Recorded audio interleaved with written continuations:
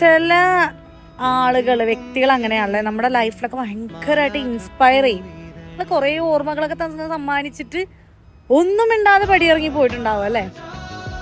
ആ വ്യക്തികൾ പിന്നീട് ഈ ലോകത്ത് ഇല്ല, അത് വെറും ഒരു ഓർമ്മ മാത്രമാണ് എന്നേക്കും അറിയുമ്പോൾ നമുക്ക് ശരിക്കും അത് അക്സെപ്റ്റ് ചെയ്യാൻ പോലും പറ്റില്ല അല്ലേ. എൻ്റെ ലൈഫിൽ അങ്ങനെയുള്ളൊരു പേഴ്സൺ തന്നെയാണ് ഞാൻ ഇന്ന് സ്വപ്നം കണ്ട ഒരു വ്യക്തി.